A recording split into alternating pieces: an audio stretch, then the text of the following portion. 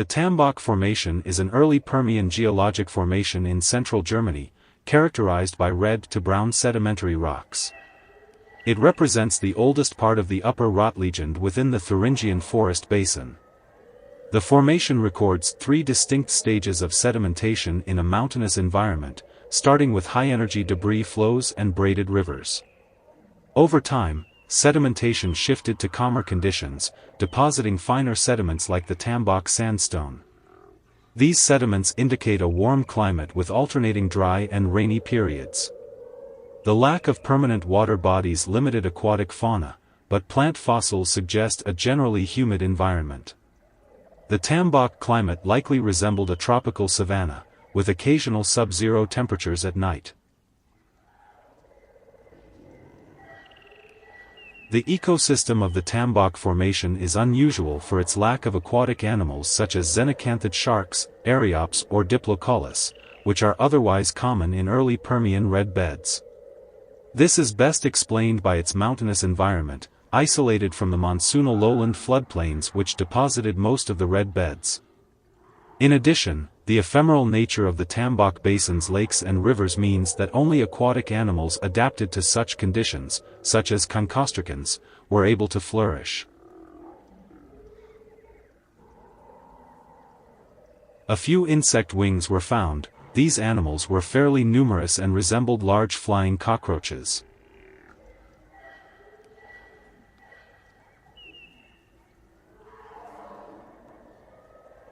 Many tetrapod footprints have also been found in the rocks of this formation, providing insights into their locomotion, movements, and even behavior. Some footprints are assigned to their own specific genus, but they may actually belong to animals whose fossil remains are known under a different genus name.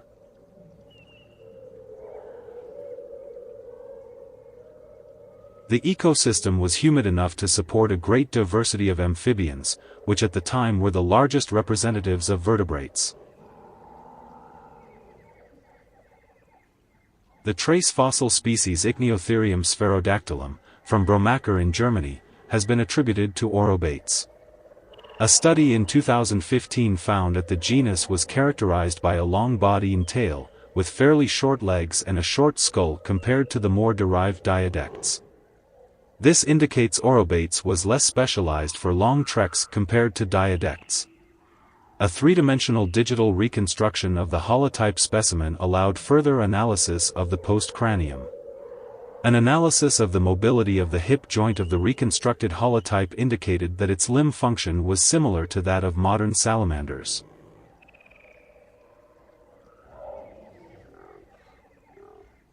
Seymouria was a highly terrestrial amphibian with well-developed muscular limbs. It's the best known of the Seymuriamorphs, a group usually considered to be close relatives of amniotes, although some studies have suggested they might be a much more distant evolutionary offshoot, potentially even placing them outside of the true tetrapods. It reached about 60 centimeters long, and while it was highly reptile-like in appearance, it had an amphibian mode of reproduction. Fossils of aquatic larval Seymuriamorphs have been found bearing external gill structures.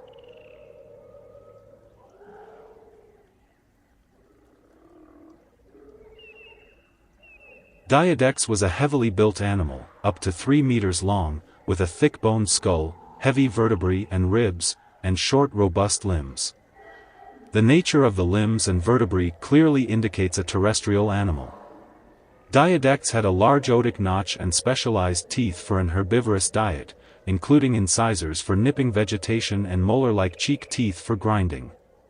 Its reptile-like postcranial skeleton likely evolved to support its heavy body independently of early amniotes, representing convergent evolution rather than homology.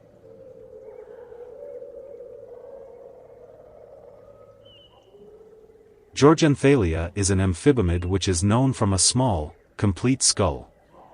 It was found in the Bromacker locality of the Tambach Formation. It is only the third non-amniote of an assemblage of 12 terrestrial tetrapod taxa known from this locality.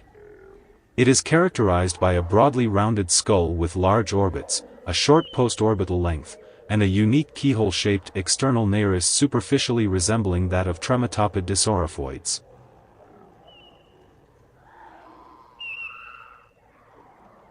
Like other ostidolopids, Tambaroter has a pointed snout. Bones in the cheek region are indented upward, leaving a large gap in the bottom of the back of the skull.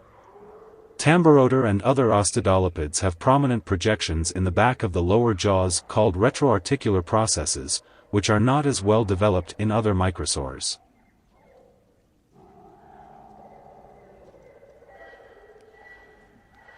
The skeletal anatomy of the Eureptile Thuringothyris is redescribed based on new specimens. This species exhibits both primitive and unique features, such as lone neural spines and non-swollen neural arches. Phylogenetic analysis places Thuringothyris as the sister group to Captorinidae, suggesting independent evolution of some traits in Captorinids and highlighting the significance of the European Permian in understanding Eureptile origins.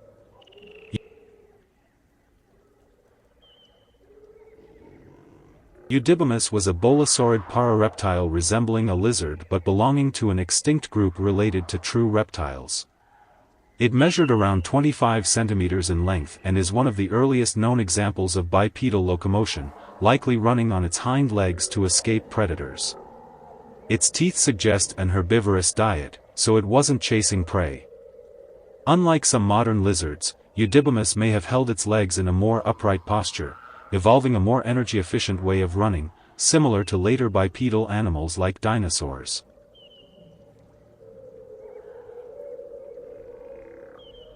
The footprints found in the Tambach Formation are associated with various synapsids. These tracks are often attributed to pelycosaurs, a primitive group of synapsids that thrived during this time.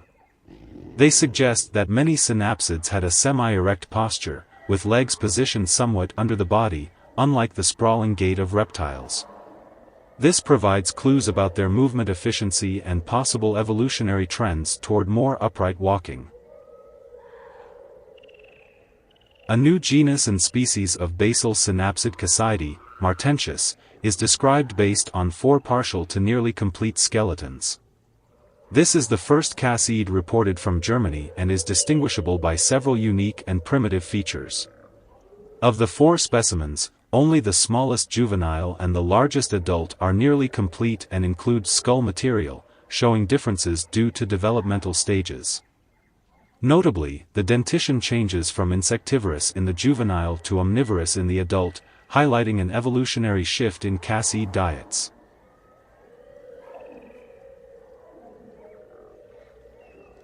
Tambacarnifex is described based on significant portions of its postcranium and a partial left dentary. It is distinguished by unique features in its vertebrae and ungual among Varanopods. Phylogenetic analysis places Tambacarnifex within Varanodontinae as the sister taxon of Varanops, with significant implications for the evolutionary relationships within Varanopody. This discovery marks it as the only known Varanodontine outside of North America, highlighting its role as an apex predator in an early Permian terrestrial ecosystem characterized by highly terrestrial vertebrates.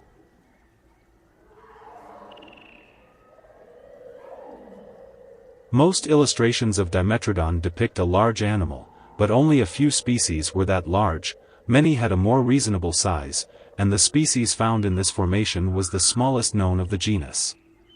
However, it was likely a carnivorous apex predator, preying on smaller vertebrates and possibly contributing to the early Permian terrestrial ecosystem's predator-prey dynamics. Being the smallest known species of Dimetrodon, provides insights into the diversity and adaptations within the genus during the Permian period, showcasing adaptations likely suited to its specific ecological role and environment.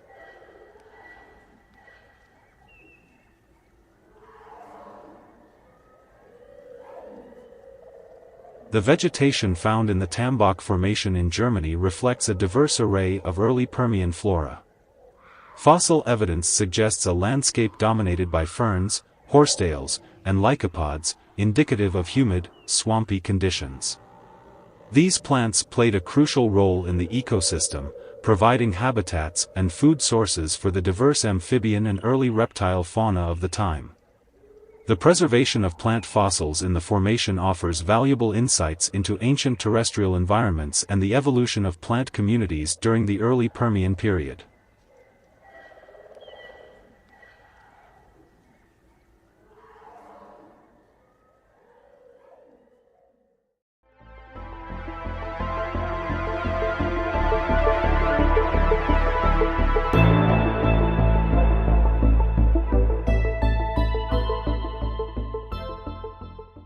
The Kupferschiefer, also known as copper shale, is a significant sedimentary unit spanning Central Europe, covering an expansive area of 600,000 square kilometers despite its uniform thickness of 30 to 60 centimeters, reaching up to 2 meters. It extends across 6 countries and appears both in outcrop and subsurface, including parts of the southern North Sea. Although officially categorized as a subunit of the Werra Formation within the Zechstein group, it is distinctive for its black shales, bituminous marls, mudstones and limestones, primarily deposited in open marine settings with shallow marine margins. Dating to approximately 257 million years ago during the Wuchia-Pingian stage of the late Permian, the Kupferschiefer formed in an enclosed sea known as the Zechstein Sea, characterized by oxygen-depleted conditions. The Kupferschiefer is known for its rich fossil record, particularly of invertebrate animals from the late Permian period. Among the notable invertebrates found in this sedimentary unit are various species of brachiopods, bivalves, and gastropods, which indicate a diverse marine ecosystem.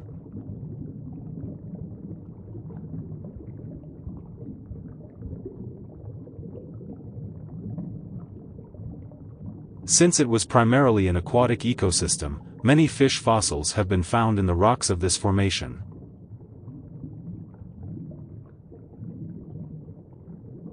Menaspis is notable for its distinctive body shape and cranial structure. It had a flattened body and a large head, which gave it a unique appearance compared to other contemporary fish.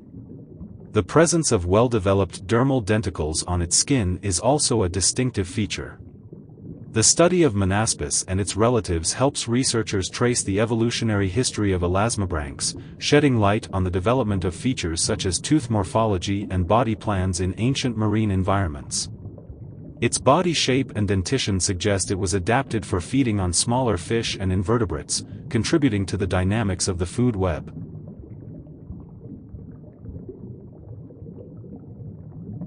Wodnika is an extinct genus of Ctenacanth which lived in the late Permian period in the present area of Germany and Russia. It measured about 1 meter in length and its tail shape indicates it was probably a good swimmer.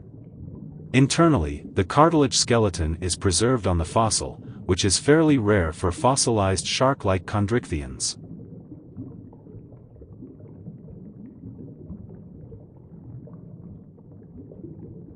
Hopleacanthus might be a dubious genus of Ctenacanth shark, only teeth have been found and highly look like Ctenacanthus ones.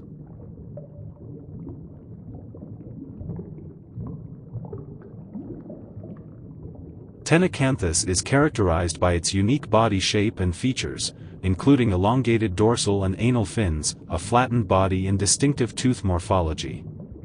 Its teeth were adapted for a diverse diet, allowing it to feed on various prey, including small fish and invertebrates. As a marine predator, it played a crucial role in this marine ecosystem. Its morphology suggests it was well adapted to hunting smaller fish and invertebrates, making it an important component of the food web during its time.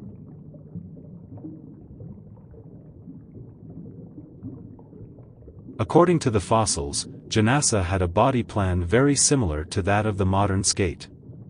Its teeth suggest it crushed and ate shellfish, such as brachiopods. It is not really related to modern ray fishes as it is in holocephali. It is an example of convergent evolution, sharing the same ecological niches of skates and rays.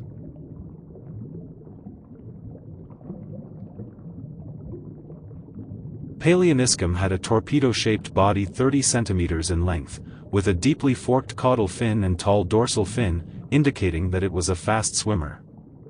It was probably an active predator, feeding on other freshwater fish. Its sharp teeth could be replaced when lost, a trait also seen in modern sharks. Like other early ray-finned fish, Palaeoniscum had air sacs connected to the mouth, which served as a primitive swim bladder.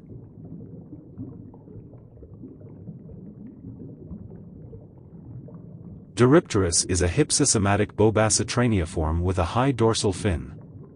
Due to anatomical differences with other bobacitraniiforms, such as the presence of pelvic fins and the reduced scale cover, Dorypterus is placed in its own monotypic family, Dorypteridae.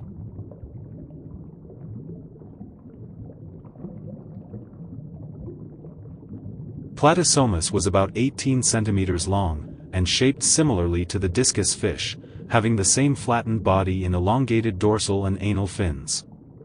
Its jaws were placed vertically under the brain case, giving it a wide gape. Platysomus is thought to have fed on plankton, and lived in both fresh and salt water.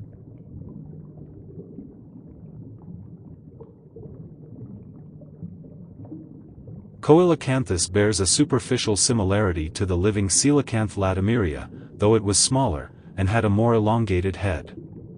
Individuals grew up to 70 centimeters in length, had an elongate codivipter or supplementary tail lobe, and had small lobed fins, suggesting that Coelacanthus were open-water predators. The fin rays of the caudal fin are hollow, which gave Coelacanthus its name.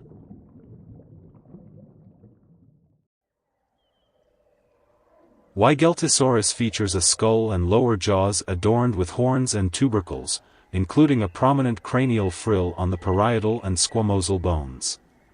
Its teeth display slight heterodonty, with small, peg-like front teeth and lance-shaped, recurved back teeth. The limbs have elongated phalanges resembling those of modern arboreal lizards, and the skeleton contains at least 22 caudal vertebrae with elongated centra. Unique to Weigeltisaurus are pairs of elongate bony rods, termed patagials, which contribute to its gliding membrane and differ from the rib-derived membranes of other gliding reptiles. The flexibility of these rods suggests they function similarly to the ribs of modern gliding lizards, allowing for controlled gliding, likely with adjustments made using the forelimbs during flight.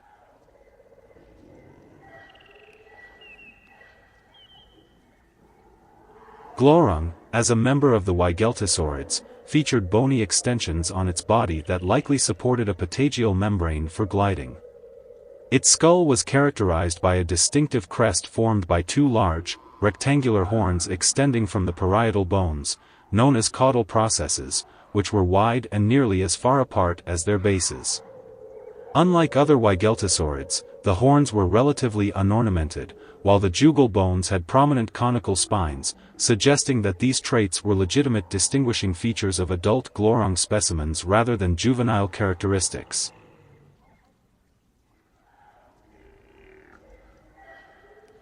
Protorosaurus grew up to 2 meters in length, and was a slender, lizard-like animal, vaguely resembling a monitor lizard, with long legs and a long neck.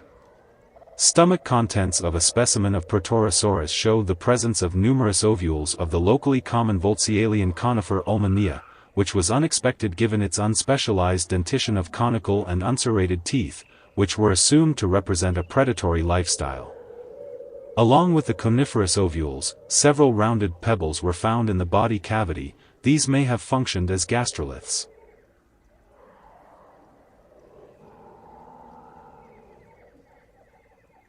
As early as 1848, Parasaur fossils have been reported from Germany. Some of these fossils may have belonged to Parasaurus. It was not until 1857 when von Meyer described these fossils and created the Parasaurus genus. It was small for a parasaur, only around 50 centimeters long. Axial osteoderms appear to be absent. The skull surface is pitted, with small spike-like horns on the supratemporal and quadratojugal.